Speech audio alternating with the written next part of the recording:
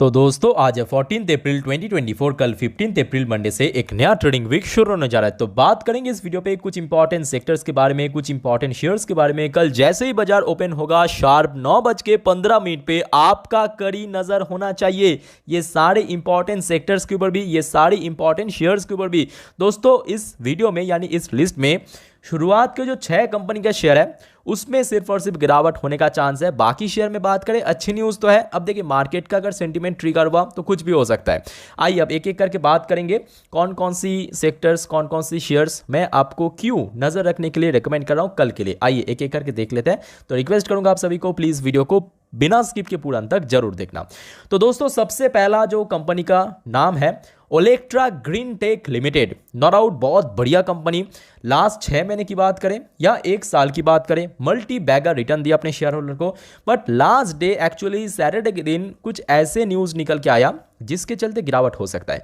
CBI FIR against second biggest electoral bond buyer Megha engineering. अब देखिए आपके दिमाग में जरूर आया होगा कि सर यहाँ पे तो नाम लिखा है मेघा इंजीनियरिंग का, इसके साथ ओलेक्ट्रा ग्रीन टेक का कनेक्शन है। बहुत ही डेप्थ कनेक्शन है दोस्तों, because Megha engineering basically Olectra green tech की पेरेंट कंपनी है। क्लियर हो चुका है। और जिसके चलते इसके पहले भी हमने देखा था जब एसबीआई ने इलेक्ट्रल बॉन्ड का डेटा आउट किया था शेयर में गिरावट हुआ था। और इस बार तो सीधा सीधा इसका जो पेरेंट कंपनी यानी मेघा इंजीनियरिंग के ऊपर एफआईआर कर दिया, कौन? सीबीआई द्वारा। ठीक है, तो जिसके चलते मैं बोलूंगा इसके ऊपर नजर रखिए, शेयर में गिरावट हो सकता है। उसके बाद देखिए जो कंपनी है जिसका नाम Sterlite technology limited. Already last day almost 2.5% गिरा था, मार्केट की सेंटीमेंट भी काफ़ी बेरिश था। इसके पीछे कुछ दूसरा रीज़न है। दूसरा रीज़न ये है कि कंपनी 1000 करोड़ का क्यूआईपी लॉन्च कर दिया। अब देखिए ये कोई बड़ी बात नहीं है, अक्सर करता रहता है क्यूआईपी लॉन्च, कोई भी कंपनी फंड रेज करता है। बात यह है कि इसमें जो फ्लोर प्राइस कंपनी रखा है उसका प्राइस है 113 रुपये, जो कि लगभग देखा जाए लास्ट जो क्लोजिंग प्राइस है उससे काफ़ी नीचे।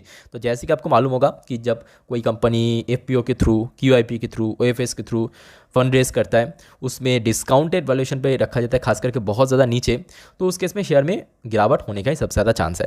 एट द सेम रीज़न दोस्तों शिल्पा मेडिकेयर लिमिटेड, ये कंपनी के अंदर भी गिरावट होने का चांस है। बिकॉज लास्ट डे जैसे कि हमने अभी देखा स्टरलाइट टेक्नोलॉजी, उसके साथ साथ ये जो कंपनी है ये भी देखिए 500 करोड़ की क्यूआईपी लॉन्च कर दिया, वो भी लगभग 5 से 6% डिस्काउंटेड रेट में। तो ये 2 शेयर के ऊपर आपको नजर होना चाहिए क्यूआईपी की वजह से। उसके बाद बात करेंगे वोडाफोन आइडिया। वोडाफोन आइडिया क्यों? क्योंकि लास्ट ट्रेडिंग वीक पे हमने देखा था कि कंपनी एफपीओ का अनाउंसमेंट किया था जरूर, बट अल्टीमेटली जो उसका प्राइस बैंड यानी जो 6,600 करोड़ का यहाँ पे आप देख सकते हो, सॉरी 18,000 करोड़ का एफपीओ कंपनी लॉन्च किया, जिसका floor price actually company fix किया 10 रुपये। 10 रुपये में आपको लिख के दे 10 रुपये। और जिसके चलते मे भी अगर सब कुछ ठीक ठाक रहा, मतलब नॉर्मल रहा, उस केस में शेयर में गिरावट होने का चांस है। ठीक है, उसके बाद बात करेंगे जैसे कि अभी तो देखिए सब लोग अच्छे से मालूम पड़ गया कि इजराइल और ईरान के बीच में जंग छिड़ चुका है। और इसके चलते अगर यूएस मार्केट में गिरावट हुआ, जो कि लास्ट डे भी हमने देखने को मिला था, काफ़ी इंस्टेबिलिटी, काफ़ी बेरिश सेंटीमेंट हमें देखने को मिला, यूएस मार्केट में काफ़ी गिरावट हुआ, डॉ जोन्स पे, नैस्डैक में। उस केस में ना केवल इन्फोसिस, यहाँ पे तो मैं आपको बोलूँगा एंटायर आईटी सेक्टर को ही ट्रैक कीजिए, गिरावट होने का बहुत ज़्यादा चांस है। उसके बाद बात करेंगे अब देखिए प्रॉब्लम यह है कि देखिए ये जंग तो इसके पहले भी शुरुआत हो चुका है कि नहीं, रशिया यूक्रेन के बीच में, आपके इजराइल और गाजा के बीच में, है कि नहीं।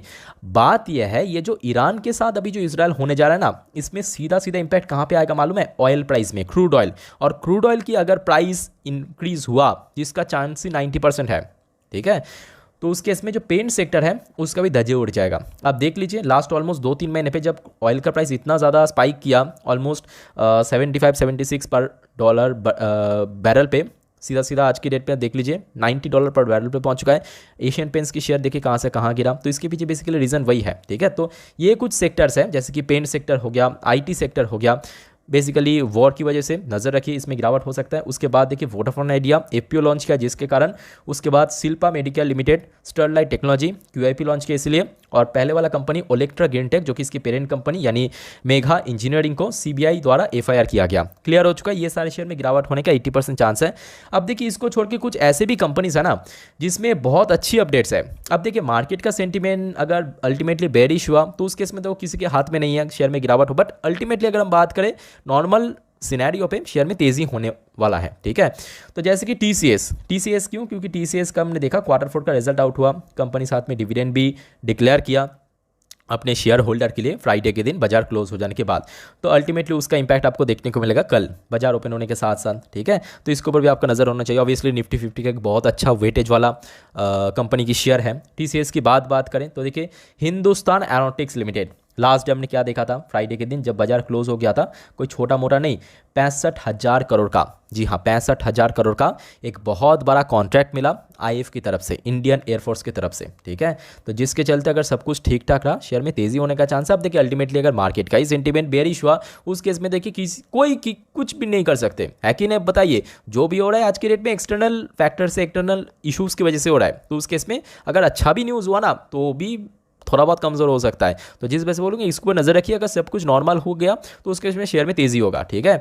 ओके, अब बात करेंगे देखिए next important company RVNL. Same reason, last day बाजार क्लोज हो गया था, कंपनी को एक अच्छा खासा कॉन्ट्रैक्ट मिला जिसके चलते आरवीएनएल की शेयर भी आपके रडार में होना चाहिए। ओके, अब दोस्तों बात करेंगे नेक्स्ट शेयर पे, बट उसके पहले आप सभी को रिक्वेस्ट करूंगा, आप अगर चैनल को सब्सक्राइब नहीं किया तो प्लीज़ सब्सक्राइब करके रख दीजिए। और आज रात की 10:30 की वीडियो जिसमें हम मार्केट प्रेडिक्शन वाला पार्ट कवर करेंगे उसको मिस मत करना।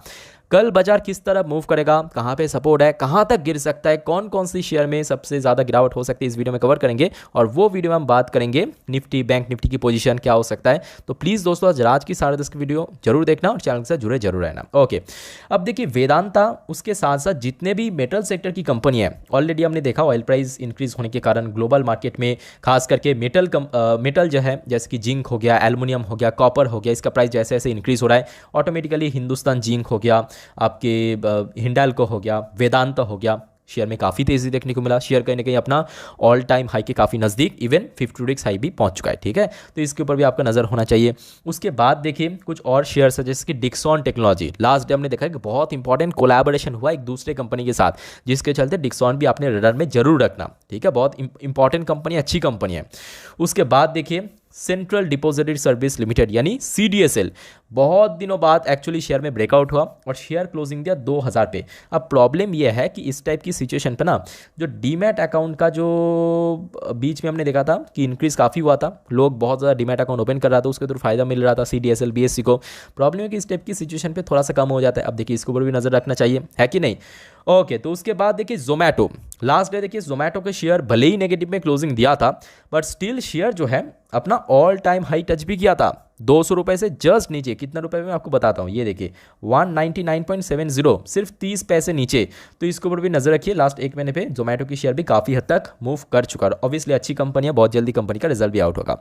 उसके बाद देखिए वरुण बेवरेज लिमिटेड, शेयर में लगातार correction but last day actually कुछ अच्छी अपडेट आया, जैसे कि हमने देखा था कि कंपनी अपने गोरखपुर फैसिलिटी, बहुत ही पॉपुलर जगह है यूपी के अंदर, गोरखपुर फैसिलिटी पे जो सॉफ्ट ड्रिंक्स, कुछ ऐसे स्पेसिफिक सॉफ्ट ड्रिंक्स है वो शुरुआत कर रहा है प्रोडक्शन करना, ठीक है। तो जिसके चलते वीवीएल के ऊपर भी नजर रखिए। उसके बाद बात करें देखिए कुछ ऐसे सेक्टर, कुछ ऐसे शेयर्स जैसे कि एचडीएफसी बैंक या बैंक निफ्टी आप बोल सकते हो, इसका वेटेज बहुत ज़्यादा है, इसके ऊपर नजर रखिए। और लास्टली एंड फाइनली देखिए रिलायंस इंडस्ट्री लिमिटेड। ऑब्वियसली देखिए कंपनी का जो व्यापार है ना, आज भी मेजॉरिटी ऑफ जो बिजनेस वो O2C बिजनेस है, यानी ऑयल टू केमिकल। अब इस टाइप की सिचुएशन पे सीधा सीधा प्रभावित होगा कौन, O2C बिजनेस या O2C सेक्टर में काम करने वाले कंपनी, चाहे बीपीसीएल हो सकता है, रिलायंस हो सकता है, आईओसीएल हो सकता है। तो ये सारे जो कंपनी है इसके ऊपर भी आपका नजर होना चाहिए कल की रेट पे। तो दोस्तों इंडिविजुअल शेयर्स तो मैं आपको समझा दिया, अब चलिए मैं आपको लेके चलता हूं पीडीएफ के ऊपर, बात करेंगे कुछ ग्रुप ऑफ कंपनी के शेयर्स के बारे में। तो दोस्तों अभी आपके सामने मैं ओपन कर लिया निफ्टी 50 की टॉप 10 वेटेज रिपोर्ट के ऊपर। अब देखिए निफ्टी 50 में है तो 50 शेयर, बट निफ्टी 50 को ना असल में चलाता है उसमें मौजूद टॉप 10 वेटेज वाली कंपनी का शेयर। और अगर गिरावट हुआ यहां पे दोस्तों सबसे ज्यादा गिरावट आपको देखने को मिलेगा। क्यों आप पूछोगे, बिकॉज एफआईआईएस का जो स्टेक ये सारे कंपनी में आपको बहुत ज्यादा देखने को मिलेगा, चाहे वो एचडीएफसी बैंक हो जो कि हाईएस्ट वेटेज है, रिलायंस इंडस्ट्री हो, आईसीआईसीआई बैंक हो, बैंक्स में तो भर पड़ है। अब देख लीजिए ना एचडीएफसी बैंक में मेजॉरिटी ऑफ स्टेक है, एफआईआईएस के पास, आईसीआईसीआई बैंक को देख लीजिए मेजॉरिटी ऑफ स्टेक लेकर रखा है। उसके बाद देखिए Infosys limited, Larsen and Toubro हो गया, टाटा कंसल्टेंसी सर्विसेज हो गया, आपकी आईटीसी लिमिटेड हो गया, भारती एयरटेल हो गया, एक्सिस बैंक हो गया, स्टेट बैंक ऑफ इंडिया हो गया। तो ये जो सारे टॉप 10 वेटेज वाली कंपनी का शेयर है इसके ऊपर भी नज़र रखिए, बिकॉज ये जो टॉप 10 है ना इसमें आपको नियर अबाउट 60% की वेटेज दिख जाएगा। मतलब बाकी जो 40 शेयर है उसमें 40% का वेटेज और एंटायर जो 10 शेयर है उसमें 60% का वेट, आप सोचिए तो कितना ज़्यादा इंपॉर्टेंट है ये जो 10। उसके बाद देखिए फाइनेंशियल सर्विस सेक्टर, जो कि सेक्टरल वाइज अगर हम बात करें हाईएस्ट वेटेज वाला सेक्टर है, जिसके अंदर बैंक निफ्टी, निफ्टी इंक्लूड है। 33.53% की वेटेज कैरी करता है निफ्टी का। आईटी सेक्टर में भी 13.04% का वेटेज है। तो ये जो कुछ कंपनीज एंड सेक्टर्स में आपको बता दिया, इसको नज़र रखिए। बाकी देखिए जितने भी अपडेट्स आएगा फर्दर मैं आपको वीडियो के साथ शेयर करूंगा। और आज रात की जो 10:30 की वीडियो आएगा, आप सभी को मैं रिक्वेस्ट करूंगा उसको मिस मत करना, बिकॉज उसमें हम मार्केट प्रेडिक्शन वाला पार्ट को कवर करेंगे। कल आपके लिए बहुत ज़्यादा फायदेमंद साबित हो सकता है। बाकी दोस्तों कोई भी आपको डाउट्स है या कोई पूछना है शेयर करवाएं, कमेंट के थ्रू पूछिए। फिलहाल इस वीडियो को वाइंड अप करता हूँ। टेक केयर, बाय बाय, मिलते हैं नेक्स्ट वीडियो पे। जय हिंद।